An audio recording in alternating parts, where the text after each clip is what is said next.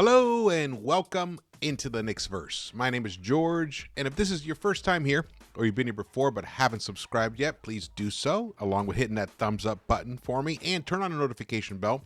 That way you're alerted when I drop a video. And drop your comments. Definitely want to hear your thoughts. I'm not sure how far I'm going to go tonight in discussing the situation, which we all know what the situation is, especially if you watch this game. So stay tuned. Let's go. New York Knicks went to Oklahoma City, and, they battled, but in the end were not able to come away with the win. And we lost 129-120. We scored 129 on Christmas Day, allowed 122. So we're like in this new neighborhood here of this 120 team and allowing 120 something points. So that's interesting. But I was driving and I was actually in a car. I watched this the first three quarters on my phone, and I was able to catch the last quarter at home. Finally got back home. That's why I'm in the studio here. The thing that I did not understand, I'm just going to put it right here. You see right down, it says right there, ill-conceived game plan ends with a late stinker sub. Okay, so the late stinker sub is probably what everyone's talking about, and they should. But the entire game plan against this team was crap. Hate to tell you, it was crap. OKC played last night. They played last night, okay?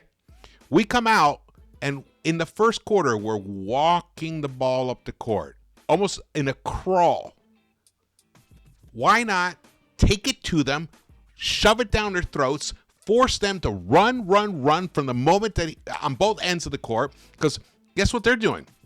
They're getting bucket. They're getting turnovers. They're picking up turnovers. They're getting steals and blocks and stuff, and they're racing down the court on our end, getting easy buckets.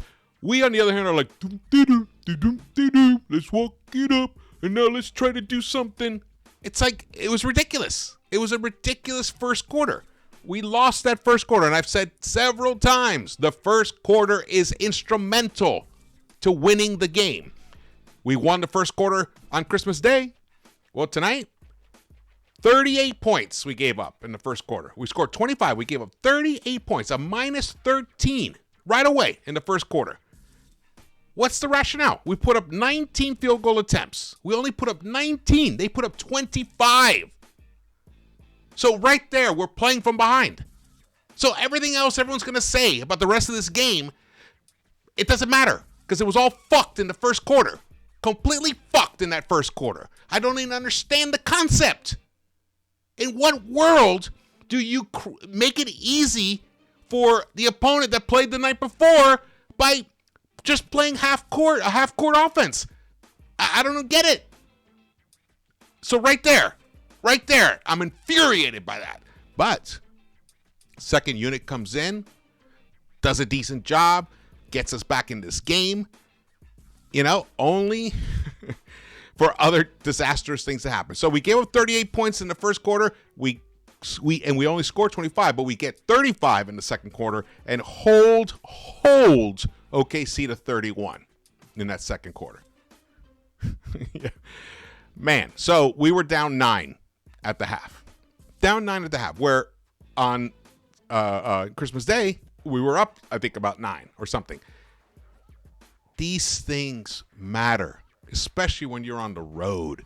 You don't want to be playing from behind, playing catch-up, especially with a young, electric team like this that can score in multitudes of fashions. And they have a man on their side, Chet Holmgren, who comes out of literally nowhere to get blocks on bigs. He blocked Isaiah Hartenstein once from behind. That was just an unbelievable block. Just stunned everybody. I mean, how many blocks did he end up with in this game? I think he ended up with... there's no highlights. No highlights. You guys, there's no even point in watching any highlights because there's just no reason for it. All periods. Let's see. What did Chet got 4 blocks tonight. Chet got 4 blocks, but OKC got 10. 10 blocks. We had 2. In fact, let's just get to the team comparisons here first. All right, here we go. Look at this. We committed 18 turnovers. 18 turnovers. That's right. And a lot of those came right away in the first half. In the first quarter, we gave up 5 in the first quarter, and they had none. They had 1. I think they had 1 the whole first half, if I'm to be correct. We had 10 turnovers at the half. They only had 1. So it was a -9 in turnovers for us. And they had scored 13 points off those turnovers by the half. In total, they ended up scoring 21 points off of our turnovers. We scored 5 off of theirs. That is a -16 right there. -16. What was this? Look at the score. We lost by 9. There it is. There's the game right there. But it goes further than that. Even though we did win the rebounding war, look at the assists. We got 24 assists. They only got 20 because they don't miss. They shot almost 55% overall. They shot almost 44% from the three-point line. There were no assists to be made because they weren't missing shots at all. There weren't that many second chance opportunities for them because they didn't need it. Points in the paint, they're a +12, 62-50 over us. Fast break points, a +10, 22-12, because we were like just crawling the ball up the court, especially in that first quarter. Did not understand it. Didn't understand why don't you take advantage that your opponent might be a little bit tired, a little bit gassed. Maybe they'll put a lot of effort in that first quarter. So you know what?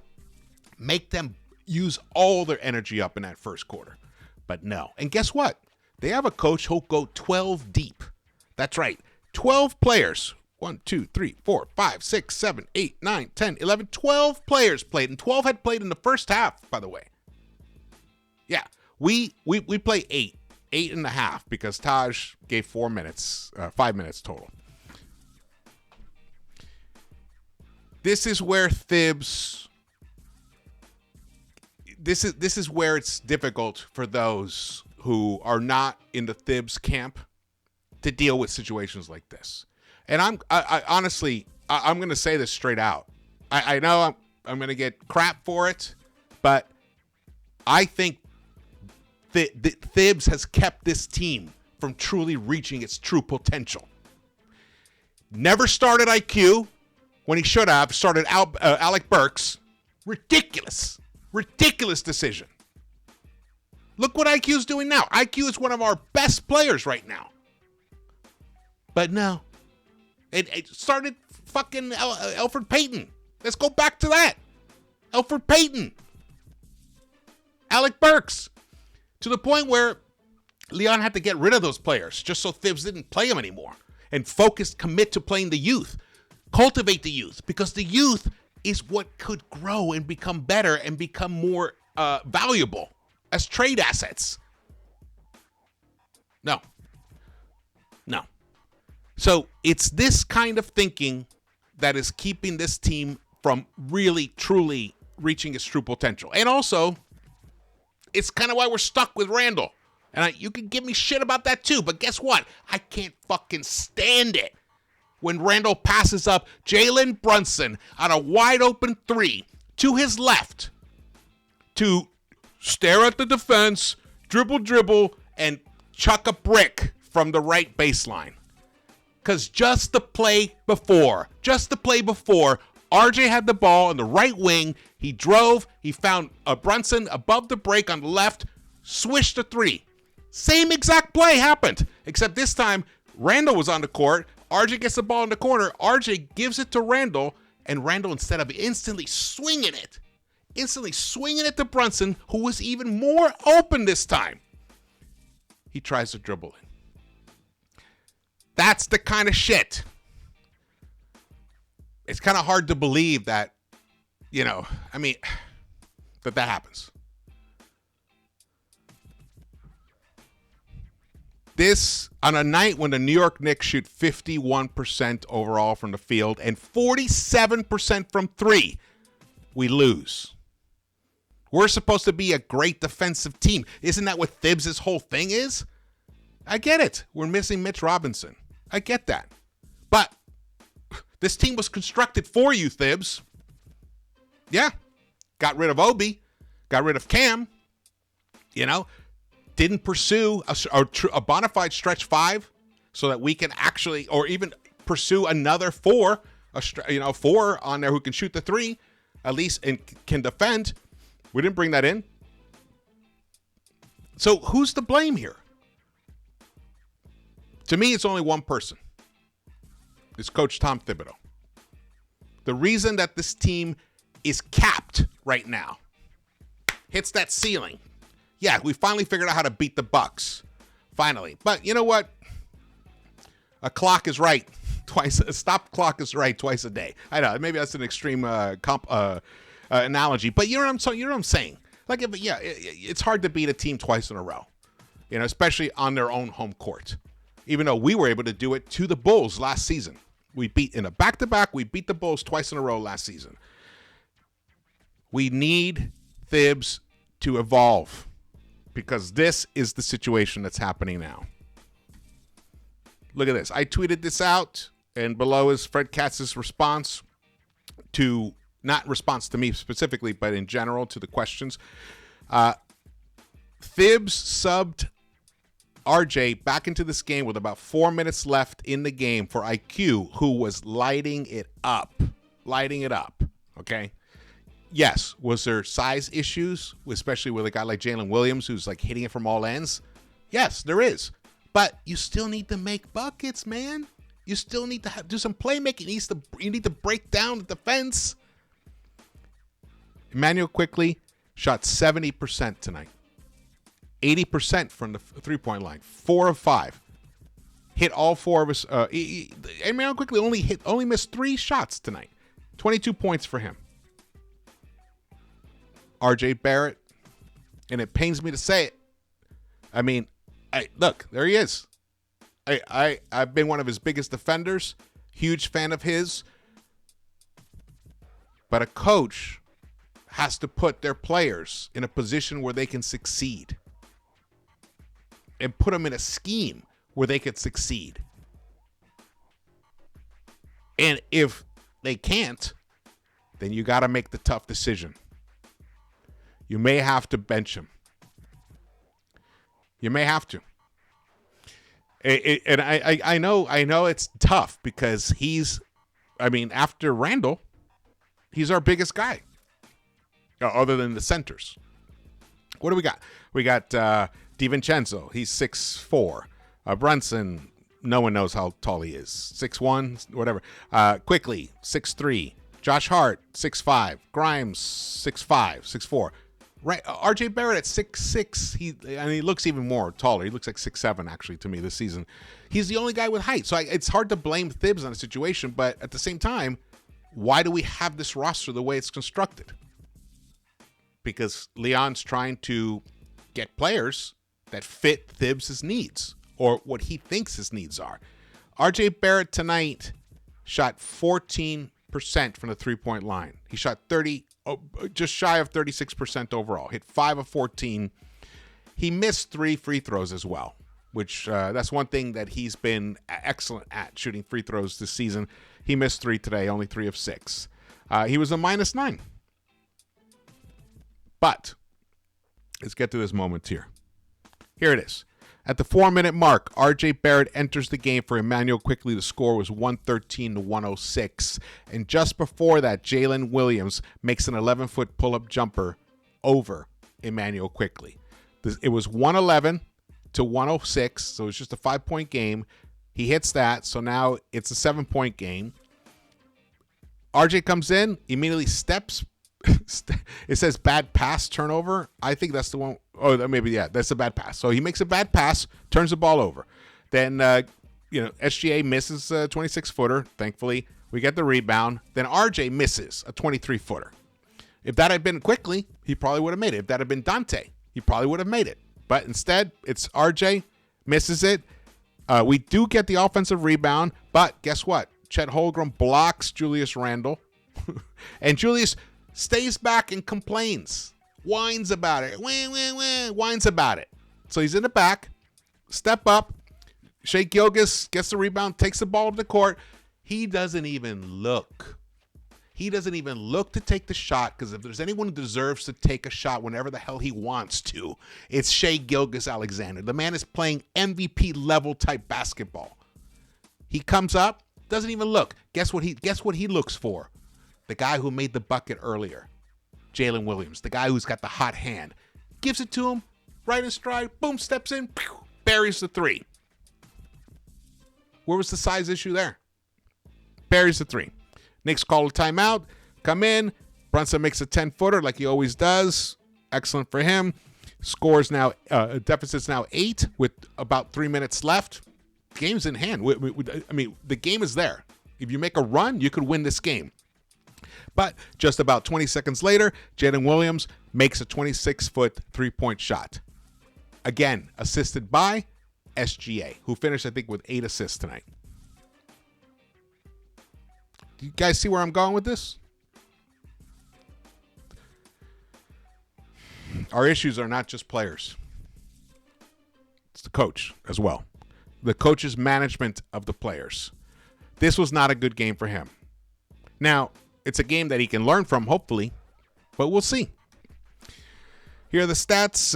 Randall did finish with 25 points and 9 rebounds with just 2 assists, 1 of 4 from the three-point line. His shooting from 3 points is just atrocious so far this season. I believe he's averaging, 20-something%? So everyone's crying and whining about RJ, but meanwhile, Randall's three-point shooting is terrible right now. Hartenstein, he played a good game himself. Only 4 points for him. Got blocked, and he was freaked out one time. But, Chet is just, he has just tremendous talents and abilities and timing. He's been doing that ever since I've been watching him, since he was a teenager. Coming from the weak side, he times it. It doesn't matter who is the offensive player. He times and he blocks him. He's blocked Wembanyama. So, this is not a surprise. Brunson, 9 of 19 overall, but only 1 of 5 from the three-point line. On a night when we shot over 41%, our key guys, Randall, Brunson, and RJ, went 7 for 16. No, what am I talking about? 3 for 16. 3 for 16. Sorry, 3 for 16. That is from the three-point line. That's just mind-boggling. If it weren't for Dante DiVincenzo and Quickly, we would have been nowhere in this game. And Grimes hit his 2 three-point attempts. And I liked what Grimes gave tonight, though he only got 11 minutes. Again, don't understand why. Guy's an excellent defender. If he's hitting his buckets, why not leave him out there a little longer? These are the things. I think, I don't know. I think Thibs really did panic. He just panicked and made the wrong choice and then tried to defend it in the postgame. I didn't get to really hear the postgame myself. I've just been getting messages from people and telling me what he said, and it's a ridiculous answer. In fact, from what it sounds like from the person who told it to me, is that he actually, while trying to explain why he subbed RJ in for IQ, he was actually explaining why he shouldn't have. There we go there. Josh Hart, 1 of 4. 4 points, but he did pick up 6 assists. So he was and 7 rebounds. That is an example of him being productive without giving us points, but he definitely was productive. But Emmanuel Quickly, 25 minutes, 22 points, just outstanding. You couldn't play a better game than what Quickly was doing. So why he only played 25 minutes? Just something that Thibs is going to have to think about tonight when he's trying to sleep. He's probably going to have nightmares of it. Look at the plus minus. And this is why you guys will see why I'm so frustrated with Randall. Because he's got all the tools. He gets into this hero ball situation. If he sees a smaller guy, he wants to just feast on him, which is fine. But you have to understand who else is on the court. When you have a 7'1", like Stretch Armstrong, like Chet Holmgren is, who can literally, like Mr. Fantastic, and block a shot from the free throw line, can block a shot at the hoop. He's unbelievable like that. You have to think about that when you're attacking, and get the ball out quicker, out on the wings, spray it faster, earlier. Same with RJ. Same with anybody who's driving and encountering resistance and going into the teeth of the defense. especially with a guy like Holmgren on the court. Randall, a minus 12. Him and Taj, I mean, Taj was a minus 16. That just shows how desperately we need Leon to bring us another big. We're not going to survive with Taj as the backup center. We're just not going to. But look, Hartenstein, plus 4. Quickly, a plus 2. And then Grimes was an even. And DiVincenzo was just a minus 1, almost an even. Even like Brunson and Barrett were a minus 9 each themselves. As frustrating as it was to watch Barrett tonight, he wasn't as bad as Randall. How do you like that? How do you like that? For in terms of actual results, when your sneakers are on the court and your team is losing by 12, you're a part of it. So there you go. OKC, look at that. Holmgren, only 5 rebounds for him. That's all he had. 5 rebounds. He had almost as many blocks as rebounds. He had 4 blocks, 5 rebounds, but 9 of 14, shot 64.3%, 22 points for him.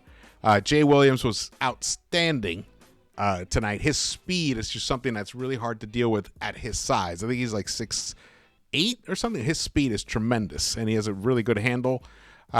Again, a guy who stayed in school for 3 years at Santa Clara. Then he came out, so he was pretty well seasoned. OKC, beautiful job in drafting him.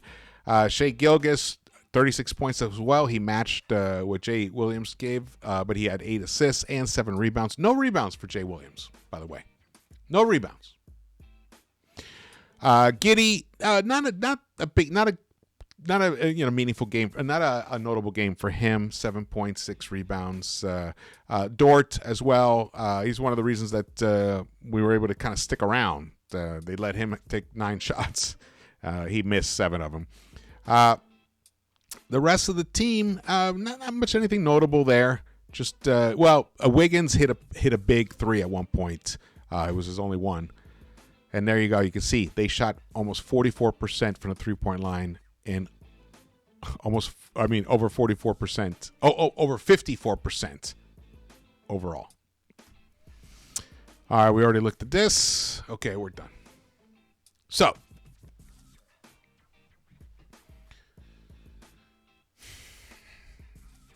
I think we have to bench RJ. I think we have to. He is struggling trying to find his rhythm in an offense that is run through Randall and Brunson. He's also not hitting his shot either. I mean, regardless, it's still on him. But he's just really struggling trying to find a rhythm with those two guys. They're not the best at sharing the ball. Let's just be frank. As much as I love Brunson, and he's definitely MVP level, and he got 7 assists tonight, which is great. But, he doesn't normally, he's not really that kind of guy who helps you find your shot. He's not that kind of guy. So, and then Randall, when he's making those decisions, instead of literally sensing your teammate is wide open on either side of you, instead you try to drive into into traffic, and then you put up a terrible shot, which then turned into a 3-point make on the other end because you're fading away, taking a shot from the right-hand baseline. You're fading away, so you're falling into the photographers and all that shit. So the play's going the other way. You're way behind. Easy open look. I think it was Shai Gilgeous who hit the 3-pointer at that point. But we got to change some things up. We have to. We got to, just play around. Don't make it like a definitive thing like you always do. When you make a move, it's like forever. No. Be a little more flexible. Just say, we're going to try a few different things for the next few games. Nothing's definitive. We'll see how it goes. How about you announce it like that? I still think Emmanuel Quickley, who is by far the second most productive player on this team at the moment after Brunson, winning player, a player that when he's on the court, the team is winning. Emmanuel Quickley should start. No diss on Dante. It's not that at all. But Emmanuel Quickley just needs more court time. And he's proven that him next to Brunson is effective. Yes, you give up a little bit on size, but his defensive ability is tremendous. He sometimes, I mean, some people are posting some stuff where, yes, he guards 3 different guys like in the same play. I'm frustrated by this result. I'm frustrated by the approach to the game to begin with, and it's a shame that I honestly don't think there's going to be much changes until Leon makes some trades. That's the reality of it. Okay, thank you so much for watching this. I definitely want to hear your comments. Definitely share this video. I want people to hear this video. I want people to, this has got to get out there. We have to make some changes. And I still believe, now don't make a mistake to think I have lost faith in RJ. I have not. I think one of the ways to help unlock him is to put less pressure on him. When he misses that first 3-point attempt, it's like it sucks all the air out of the arena.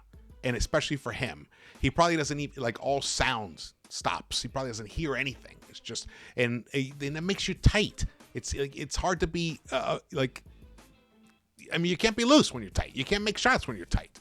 So just take some pressure off of him. And I mean, get a hold of your substitution patterns, Tom Thibodeau. Maybe bring some guys in a little earlier, before they start bricking too much. You have to try. I mean, support your players. Like put them in a situation where they can thrive, or at least give them a chance to, and the team as well. Okay, thank you for watching this. I will see you around the Knicks-Verse.